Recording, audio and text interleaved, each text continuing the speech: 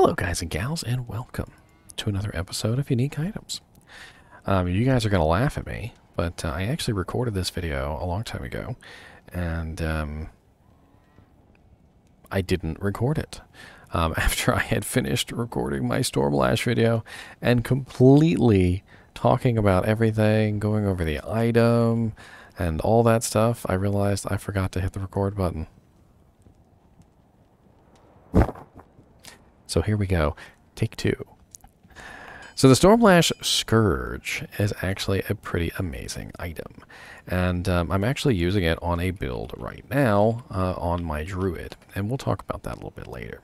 But for right now, let's just go over the stats of this particular item. And we'll talk about the really cool things that it can do. So right off the bat, we have a damage of 12 to 320. And you'll notice that's a really large variance, extremely large variance. And the issue with that extremely large variance is that sometimes you hit for nothing, and sometimes you hit really hard, and it's just it's not nice. We have a durability of 65 to 65, which for a extremely fast weapon is actually important because that means it's probably going to be breaking all the time. We have a dexterity of 77, a strength requirement of 125, and a level of 82. So a very, very high level item. And hopefully by the time you reach level 82, you'll have enough strength and dex to use this particular piece of equipment. Now, Scourges do have a fast attack speed base. Because this has 30% increased attack speed on it, it is much faster than fast. We have a 20% chance to cast level 18 Tornado. Now, Tornado is a pretty amazing Druid skill that does physical damage. The physical damage that Tornado does is kind of random because of the pattern that it follows, and it does have some issues, you know, getting it to the targets if they're far away.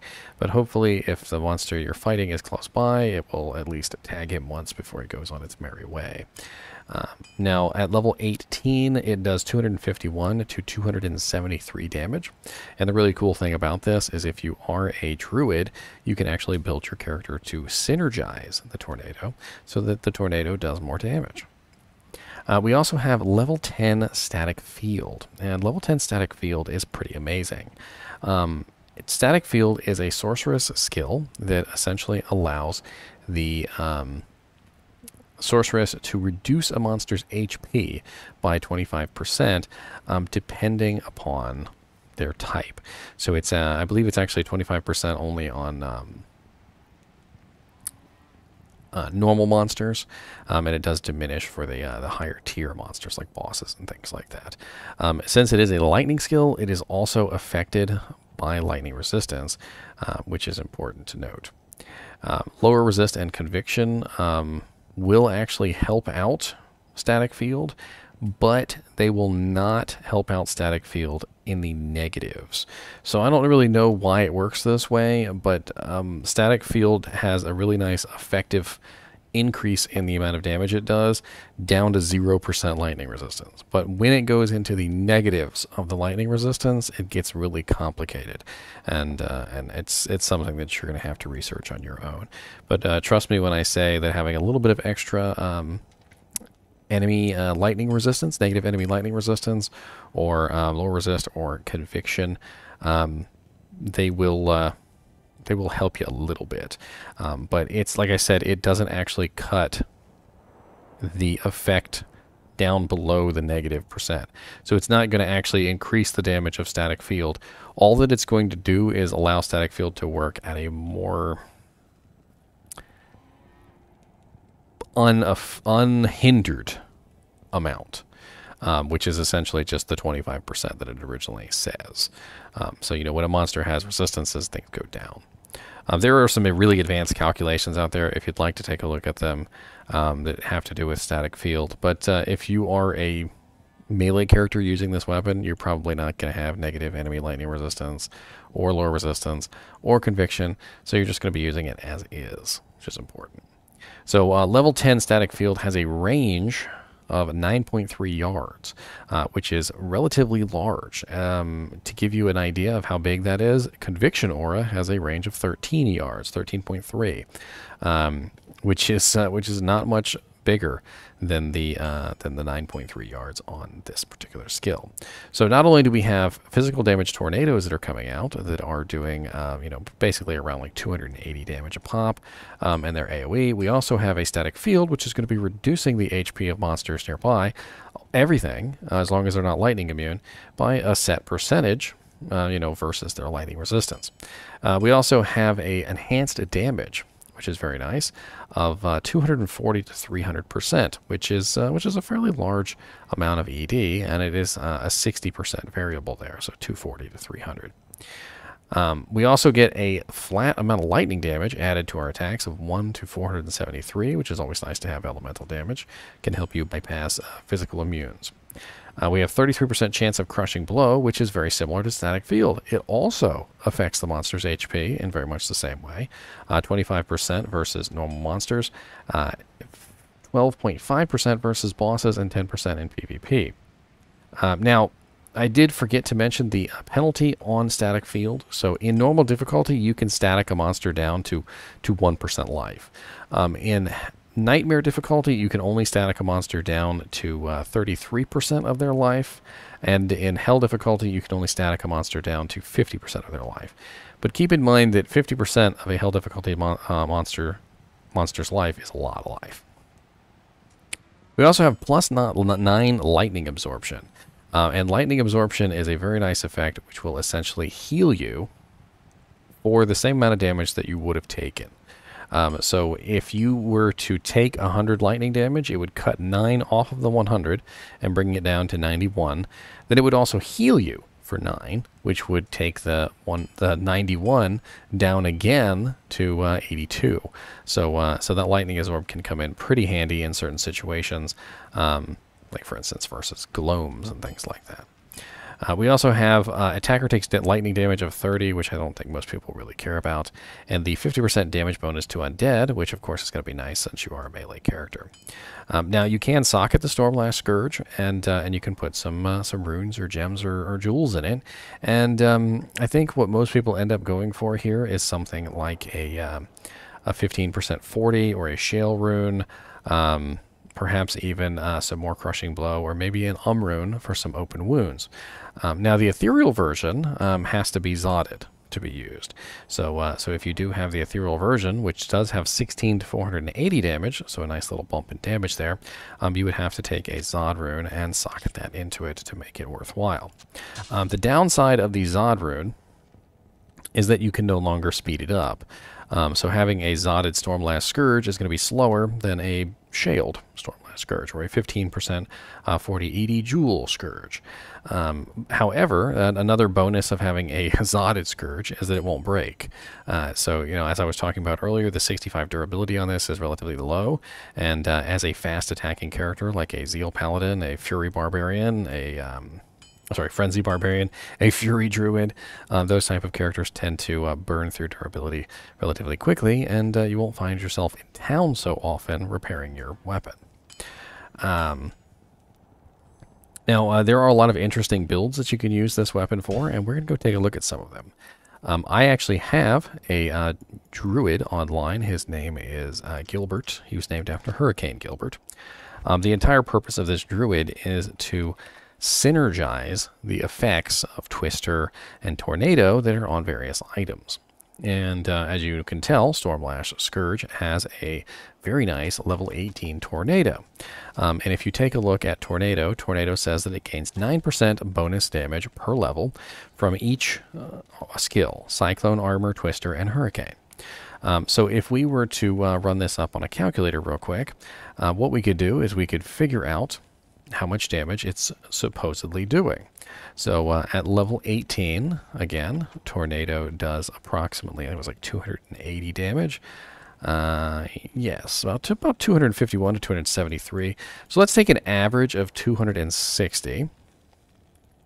All right, so 260. And then we have to add 9% times 20 times 3. All right, so 9 times 20 times 3 is 420%. How did that come out of negative 9? Times 20 times 3. So yeah, 540%.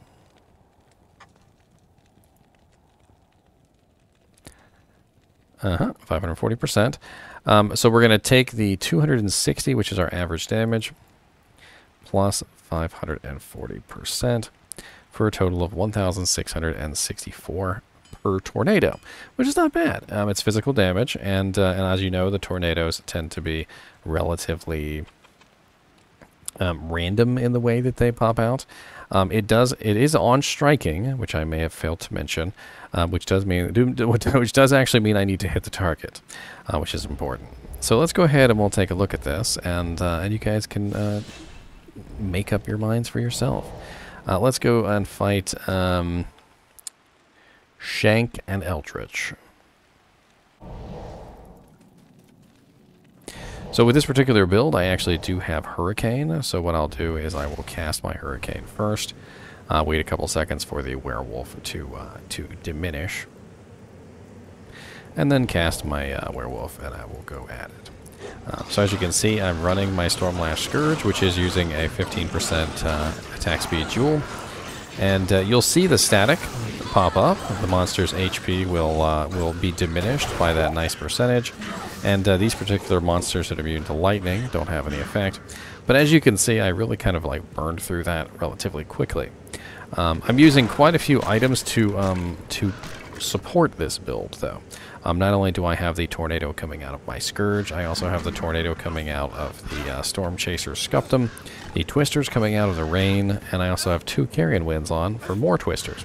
This whole particular build is built around proccing those effects so that I'm getting all the nice, for instance, the Static Field, the Tornado, the Twister, and it really kind of works well. Especially when you see my little 1,600 and some odd damage Twisters going through an entire group of monsters, doing a pretty massive amount of damage to all of them, and I didn't have to spend a single point of mana to cast them. Now, granted, this particular weapon is good on other classes as well. You don't have to be a Shapeshifter Druid with max Hurricane skills to take advantage of it, but you know, it's just one of those very interesting weapons that has a lot going for it. You know, it has the Crushing Blow, it has the Static Field, it has the Tornado. It's a very fast weapon. It also has the additional lightning damage as well, which will help you bypass some immunities. And you can work this in on, for instance, if you were a Frenzy Barbarian, you could work this in on an offhand, and you would still get the Static Field and the Tornado procs, as well as the Crushing Blow. You know, or you could use this on a Druid, like I'm doing right now, or you could use it on a Zeal Paladin to relatively nice effect. A lot of the downsides with this weapon, though, are the massive range. As you can see by my damage here, I only have 115 to 2,841. The range on the weapon is pretty massive. But thankfully, the way that I have my character built, which is relying mainly on the Twisters and the Tornadoes that are coming out, as well as the Static Field and the Crushing Blow, I'm not too worried about the physical damage side of things as I am the Elemental. And it really tends to work out very well. When I need physical damage, I have this bad boy, which is the Windhammer Ogre Maul, which also procs Twisters, and that one helps me out in that particular build. So it's nice to have the higher damage, much closer range weapon. So as you can see, 115 to 2,841 is pretty terrible range, whereas the Windhammer Ogre Maul is 2,832 to 3,931. Literally, the bottom end on the Windhammer Ogre Maul is higher than the top end, almost higher than the top end on the Stormlash Scourge. And of course, mine is not Eth. Mine is normal with a pretty nice jewel. But you know, anyway. I do find this particular weapon to be very nice, and I find my my Druid, this particular build, he ends up swapping back and forth a lot. I use the Stormlash a lot of the times when I'm in very large groups, because I notice that the Static Field and the Tornado, which are very nice AoE effects, will clear out groups very quickly. And when I'm fighting a single target, I notice that the Windhammer Ogre Maul tends to be a much better choice for this particular build, just simply because it's a more massive amount of damage, and it spawns more stuns, which will help me versus those single targets, which is kind of nice. It also has more Crushing Blow, so there's that. Now the Stormlash Scourge actually has a cousin that is very similar. It's called Schaefer's Hammer. And if you do get your hands on Schaefer's Hammer could be a viable option to Stormlash Scourge. The two of them have some very interesting similarities in the way that they attack, and you know, it really just depends on what your particular character needs. I do have a video up on the Schaefer's Hammer if you guys are interested in that. And next thing we need to cover is where the Stormlash Scourge actually drops. So let's take a look really quickly at the treasure class for Diablo 2, and we'll get an idea of where it could drop. So the Stormlash is a treasure class 86 item. So what that means is that it's probably only going to drop from level 85 zones, or say it's a Q level 86 item. So you're probably not going to find this unless you're in places like the Pit, Ancient Tunnels, killing Baal and Diablo in Hell difficulty, things like that. So keep that in mind as you go forward looking for this particular item, that it is only going to drop from some specific higher level monsters. If you're really interested in finding out exactly who has the best chance of dropping that particular item, I advise you to go to SiloPen. SiloPen is a drop calculator, and it will give you a more interesting probability chances based on like the monster, what the monster can drop, all sorts of interesting things like that. Like this monster has a chance of like 1 in 2,304 to drop this particular item, and you know, so forth and so on. Because it is a higher level item, it's going to be a little bit harder to find. Anyway, as always, I do appreciate you guys and gals watching my videos, and keep watching.